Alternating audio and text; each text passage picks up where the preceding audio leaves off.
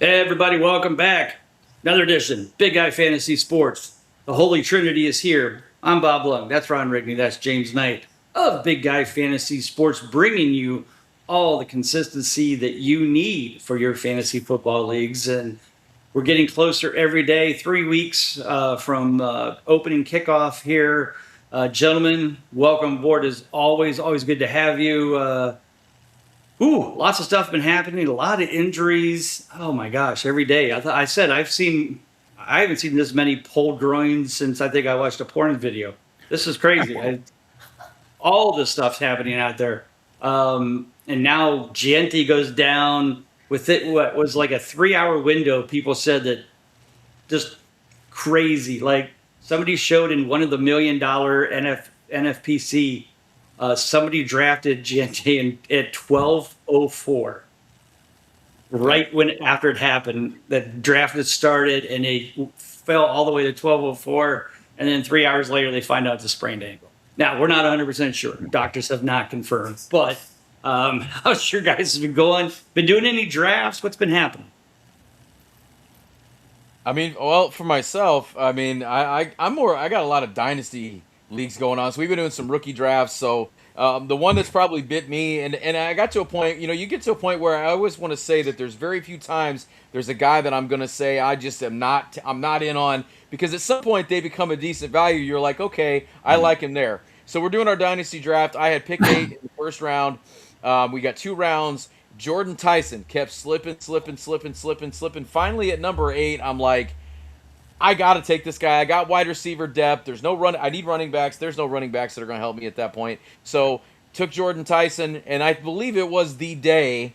It was kind of like the Genty situation. A few hours later, it comes out he's out for 2 months. But the good thing is I can stash him away in the taxi squad. It is dynasty, so I can get something from him later on. So I feel pretty good about getting him at number 8. But I'd say that's, other than Ricky Pearsall, I'd say I've probably gotten to avoid the injuries. I will say the one though that did make me have a little bit of pause was Tyler Biadasz. I don't know if I'm saying that completely wrong. The center for the Chargers. The center for the Chargers. Their big free agent signing. Yeah, I don't know how that's going to impact the running game of the Chargers. Yeah, because I know that they were hoping to get all those guys back healthy. That was huge. So we'll see what that does for O'Marion Hampton and Justin Herbert. But so far, not terrible with the injuries. Yeah. What about you, James? Jordan Tyson got me in my main home league. Okay. A lot like Ron, he just kept falling, and I was like, I'll get him, and then didn't realize that his hamstrings are made of spaghetti or whatever. But I should have known that. We should have known it going in. But the guy who's gotten me the most, and I have him like in every dynasty league I'm in. I drafted him everywhere that I drafted earlier. Was Jaden Higgins, the wide receiver from Houston. Yeah, I really liked him coming out. I wanted him to be good and do that. And now that when he went down, I just immediately lost a receiver like on every team I have. So that's been fun. But outside of that, I did avoid most of the other stuff. I have Janty in one dynasty league, so I was really really kind of holding my breath there. So knock on wood. Hopefully it's just the ankle, and apparently the Raiders breathed a sigh of relief. So we'll see how that happens. And like you said, we still got a couple of weeks before the season starts, so there's still plenty of time for everybody to get hurt. I was going to say I might not have anything left. We might have nothing left after this. Yeah, and I know I'm going to say this, and I know people, you'll be able to set your watch to this, that this guy's going to get hurt and be out for the year, because I'm going to brag about how many leagues I have this dude in, and that is Jacoby Lane from Baltimore. I drafted him in both of my rookie drafts and for my dynasty. I think I got him like 3rd, 4th round. Like, he was not on anybody's radar, but I have my inside sources, that said this kid's got some talent. And who's the second receiver in Baltimore? What, Rashad Bateman? Good God. So anyway, like, yeah, might as well take a shot, right? And knock on wood, knock on whatever I want to knock on. If he gets hurt, I'm going to be so angry. But so far, so good. We'll see. We'll see if it pays off for me. I even drafted him in the Kings Classic ones, where I got him for like $1 or whatever in the auctions, because it's like I had nobody else to grab. So we'll see how it all works out. But we're going to talk about people who are at this point fairly healthy and can be a benefit for our teams. These are kind of the deep sleepers. Like, we're going in like wide receiver, running back, tight ends in the sections of like 40s, 50s, 60s, maybe even not 70s, but definitely in the 60s. So we're going to kind of each have our own pick here. We're going to start off James. James, you can start with, I don't care if you want to do running backs, wide receiver, tight end, it doesn't matter. We'll follow along. You lead the way. Tell us about one of your favorite deep sleepers that you feel like has a good chance to be beneficial to fantasy teams this year. And one of the guys I like him coming out last year. It's Woody Marks, the running back for Houston. He's That we can't accept that because I have David Montgomery in so many leagues. I know. I was going to say No, this is a Montgomery thing, and it's not a hate on Montgomery. I hear you. I'm just kidding. I'm just kidding. We look at it, that's what I was going to touch on. D'Amico Ryans came out and said it too.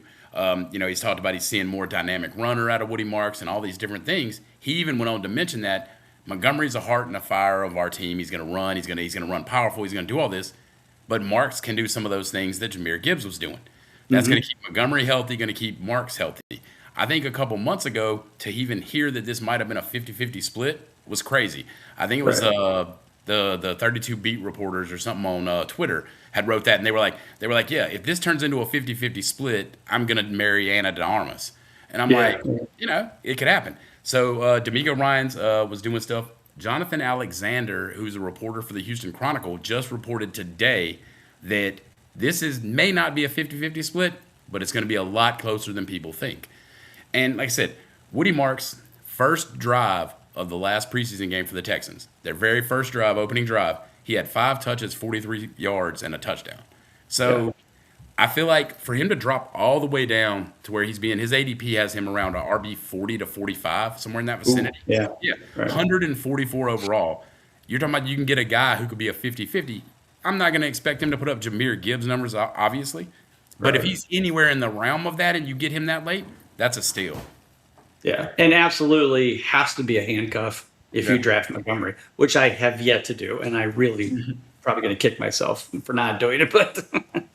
But yeah, no, I mean, I'm with you. I've heard the same things. I keep hoping that their idea of 50-50 is more like 70-30, which I'd be fine with. There it is. I mean, that's new math. I mean, Ron, you're the teacher here. That's a new math. That 50-50 is now the new 70-30. Just saying. Ron, who do you got up? I'm sure a lot of my students could relate to that too. They probably put that on tests and hope that it was right before. So, oddly enough, we're gonna stick in Houston. So this is like I feel like Colby has got to be here. He's missing out. This is his show. Yeah, he's obviously influencing our decisions. So I'm going to go with a guy, and a couple of the guys that I picked, I don't know, actually all 3 of them, I don't know that you're even going to need in most league formats to spend a draft pick on them. A couple of them are injury away, but this is a guy I'm going to go C.J. Stroud. And here's why I'm going C.J. Stroud. Like a couple things here. Number one, I know the offensive line is not great. It was one of the worst in the league last year, but they've spent some draft picks. They've spent some money. It can't possibly be as bad as it was last year. So I think it's going to help a little bit. Bringing in David Montgomery is going to help a little bit. Now, we touched on the injury to Jaden Higgins, but one of the positives that I did get out of that is I have Jalen Noel shares. So okay, all right, we're a little more intrigued by that. But and they traded for Kayshon Boutte, who we saw in New England have a couple of clutch games last year. So the wide receiver room after Nico Collins is not great. It's pretty solid overall, I think. And you've got some guys in there. You got Xavier Hutchinson. You got Tank Dell if he comes back. Like I said, they made the trade today. You got Jalen Noel. You got Dalton Schultz at tight end. But a couple things. Again, C.J. Stroud has a top 5 easiest quarterback fantasy schedule. I like that a lot. I like the fact that he does have a couple of solid targets there.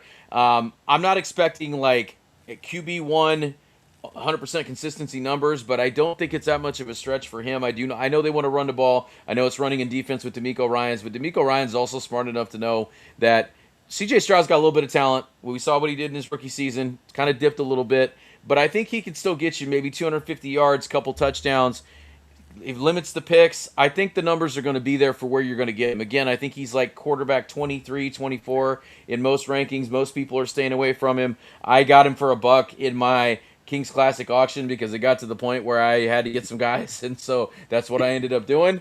But I feel like that there's enough there that's positive that, again, I think he could get – is he going to push into the quarterback 1 numbers? I don't think so, but I think he could – if everything falls right, he could kind of be on that cusp. Got it. No, I like that. Yeah, lots of potential there.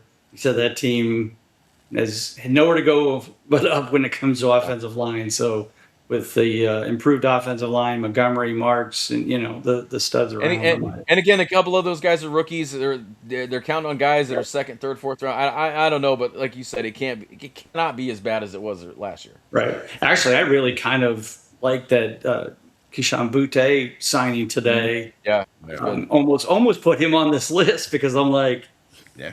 he's a veteran. He's, had some decent games at times, and now he kind of can almost walk into the number 2 spot, Yeah. really. Oh, yeah. So definitely like him too. But so for my running back, I'm going to go with the guy. Now, the amazing thing of this is how many times do you see a running back who is RB 66 and has the potential to be the RB1 in week 1? That doesn't happen often, but it does happen right now with George Holani for Seattle. Jadarian Price already has lower body, leg soreness, blah blah blah blah. He's a rookie. He's not in shape. I don't know how these people. I don't know how these people have pulled muscle when you play college football for 4 years. It must be the stress of the real NFL, and these young kids come in and go, yeah, I can do this, and then next thing you know, they got all kinds of soreness. So he's dealing with soreness. Halani has been praised as just going out there doing his job. Mike McDonald likes him. He says he's by far the best at pass pro on third down. He's a good pass receiver as well. Yeah, we don't know when Charbonnet's coming back. We don't know when Jadarian Price is going to be 100% healthy. But again, your RB 66, you probably get him as your RB 4, 5, 6, depending how deep your league is. Why not stash him, use him for the first few weeks, and see what happens? And if he catches on and he kind of holds that position and Charbonnet doesn't come back till mid-season, again, he's going to put up some decent numbers. So I really like him a lot as a guy that can have some good success early on.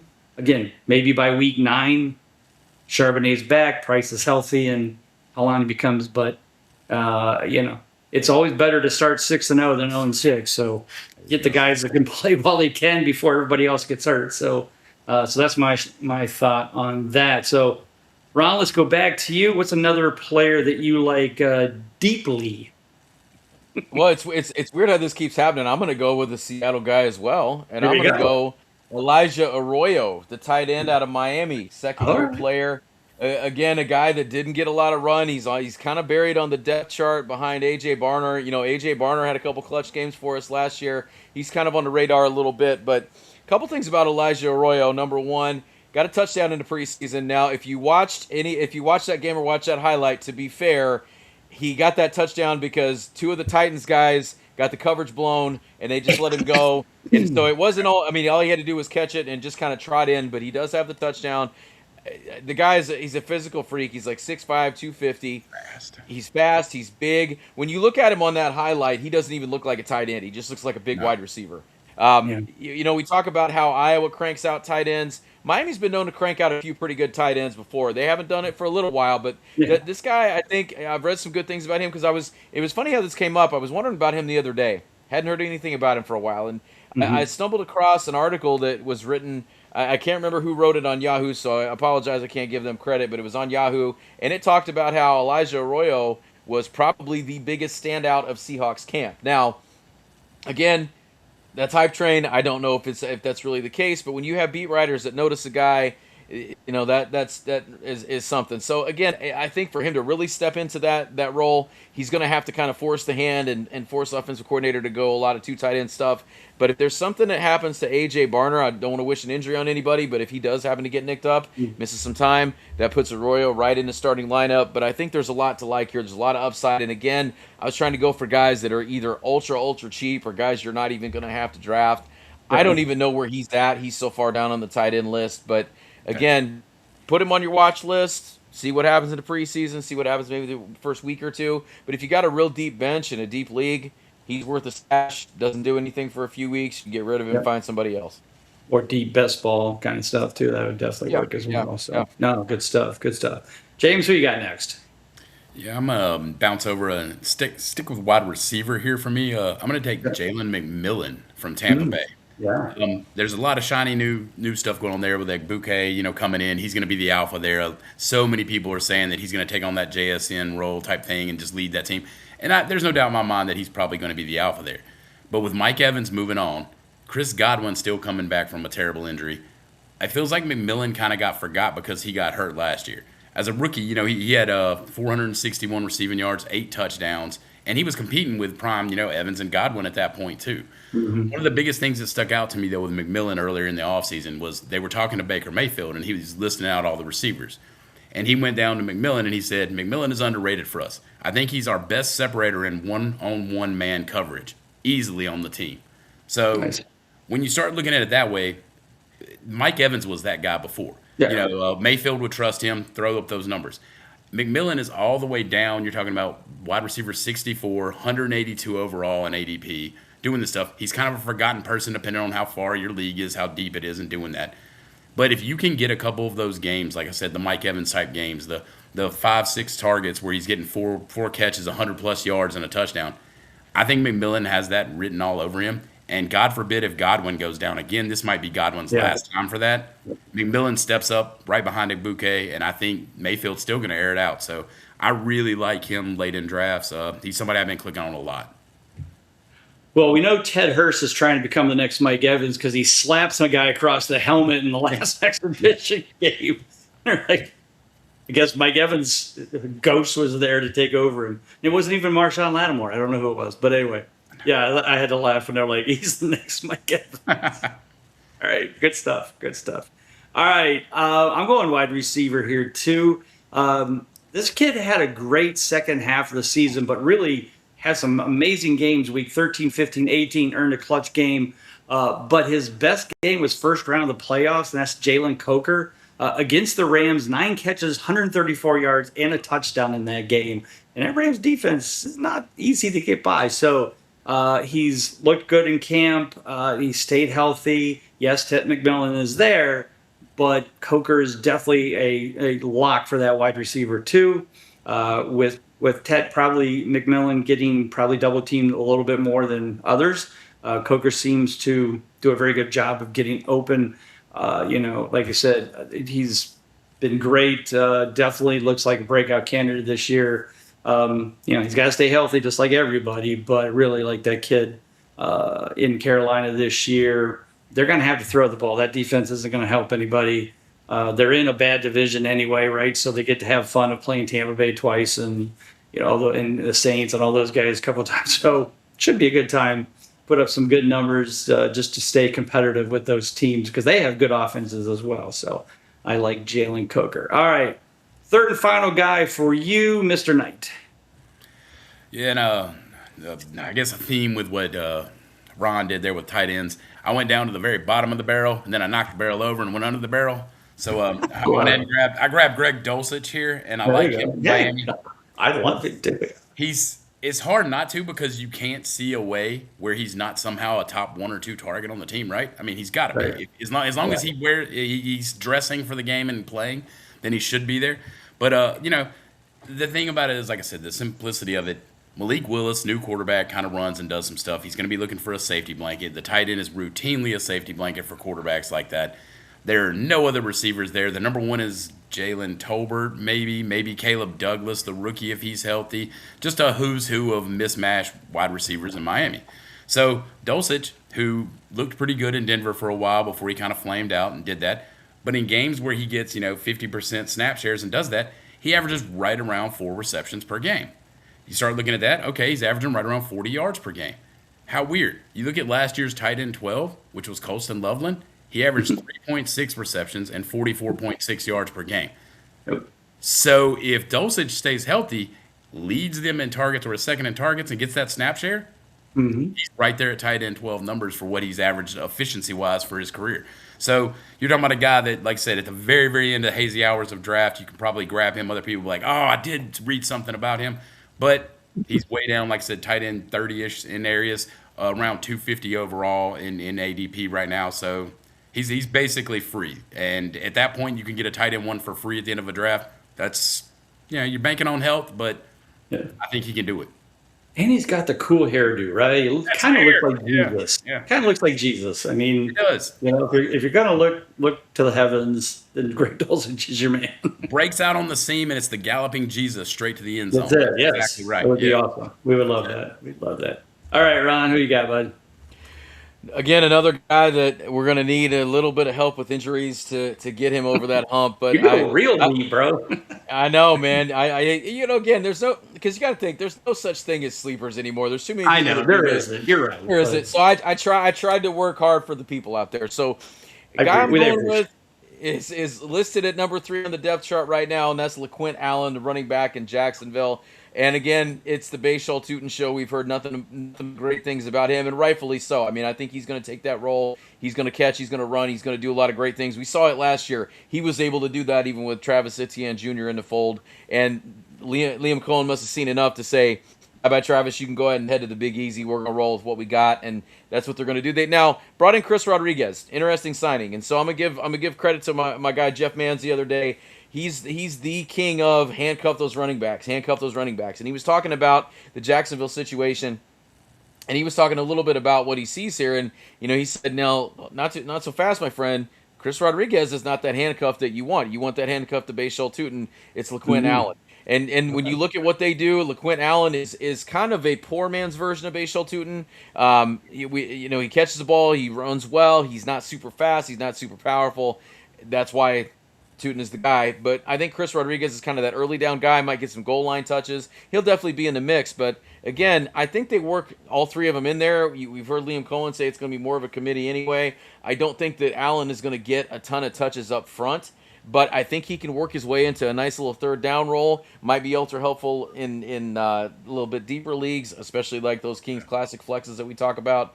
But again, I think it's a guy that if you have Tootin, Chris Rodriguez is not the guy you want to draft later. You want to get LaQuint Allen on your team. But and if he's out there, again, he's the guy put on the watch list. See what happens. Guy you could probably get for free. Love it. I love it. Love that too. All right, my last guy here. I'm going tight end. And so the tight end that was playing tight end 2 years ago, 2024, Jaden Daniels' rookie season, was a gentleman named Zach Ertz. Now, Zach Ertz was 104 at that point, but he still caught 66 passes, 650 yards, 7 touchdowns. He was ranked 8th in tight ends in both total points and consistency. Now, Zach Ertz has rode off into the sunset. And now we're going to get Chiggy with it as Chiggy Okonkwo has come to town. He is now tight end 17. I'm drafting him as my backup every league just because I feel like he might actually definitely in the Kings Classic. I was all over Chiggy in the Kings Classics. I don't see how he doesn't. I mean, the only difference between this team and that team is Chiggy takes over for Ertz. The running backs are still a mess. Terry McLaurin's still number 1. A Deebo Samuel, who's 32 now, can't stay healthy, is the number 2 receiver, and then a bunch of rookies. So I feel like Chiggy could actually fill in as that maybe, second option, third option, worst. They Hang were. on. You got Yeah. Stephon Diggs. You got Stephon Diggs as the They 2. were Oh, replaced Stephon Deebo. Diggs. Who do I say? I said Deebo. You're I'm too sorry. busy getting Chiggy with it. It's fine. I get it. You're It The too happens busy. excitement all- overwhelmed him. Yes, that's what it was. I knew there was some old Older receiver. Yeah. I just forgot who it was. You're right. Samuel went to San Francisco. Yeah, Stephon Diggs. Doesn't matter. Still the same age. Still old. Yeah. Will probably get hurt. But whatever. Yeah, you're right. My apologies. But yeah, so I'm still getting Chiggy with it. Like him is, again, not drafting as my tight end 1. I'm still getting whatever, Tyler Warren, Fannin, Tucker Kraft, Colston Loveland, whoever in that room, But then as a backup, and especially in a deep league like Kings Classics with multiple flex, I definitely love Chiggy as a person who can I think get that 8 to 10 points a week, which is pretty much a clutch game for tight ends. So that's what we kind of want out of them. And I feel like he's got that potential, and he's got potential for more. He can take those balls deep as well. So he does a very good job run after the catch. So that's my guy. So gentlemen, great trio there, Holy Trinity promoting our holy trinity of ourselves for our players, our deep players, our sleepers, and for Ron, like we're talking like zoned out sleepers, like blackout drunk kind of players. We're way deep, but still, I love them all. I think. So, gentlemen, tell everybody where they can find you. Lots of great articles been crashing through Big Eye Fantasy Sports. Ron, James, Phil Taylor still doing. I love his new one, Axe to Grind. Good stuff. Good stuff. So everybody check that out. So Ron, you go ahead and get started. We'll take it from there. All right, so I've been working through some. We've been looking at the turns. We've been looking at those turns at the end of the beginning of the rounds, trying to find you some consistency there. So I've given you the quarterbacks. I've given you the running backs. I gave you one wide receiver. I got another wide receiver one in the can, and then I got to see. When we get to those tight ends, man, there's not a lot of consistency to be had there. So it's a rough one. Especially So in a turn. one of the tight ends, yeah. So we'll get you there, but again.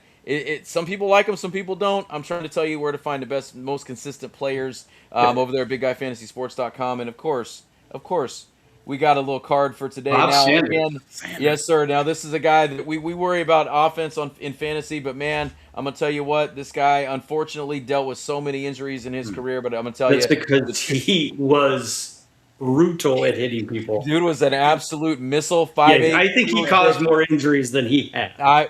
I would agree. But fun player to watch. Yeah.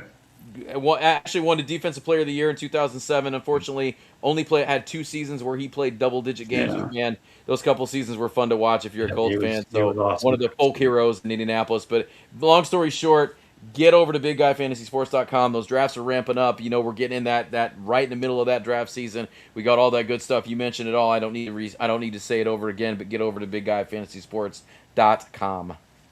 James, what you got doing? Absolutely, same thing. I got some ADP articles cranking out. They're going to come little discrepancies of what we've got in drafts, like Ron was just touching on. We're talking about draft season is full blown hot right now. So let's make sure you get over to Big Guy Fantasy Sports, check all that stuff out. And like I said, the consistency is there. Again, don't have to say much else. And if you want to talk about football or do anything else, I'll be posting articles, doing stuff. The links to that on Twitter or X, however you want to call it, at JKeezy. Just hit me up. Let's talk about football, do some stuff. And like I said, let's work through this preseason. We'll cross our fingers and hope that our teams stay intact, that we draft all the way through the season. So, yeah, let's do that. Absolutely. Of course, you can find me, Bob_Long on Twitter.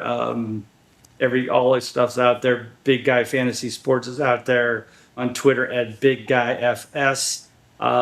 These gentlemen are cranking them out. We're putting out the podcast every week. Of course, we'll be ramping up here in a few weeks with our almost every day having a daily email blast of some kind. And we look forward to bringing you along. Don't forget, if you haven't got that consistency guide, you can get it on Amazon. So your drafts this weekend, not a problem. Go get the consistency guide on Amazon. If you're a Prime member, you'll get it in 2 days.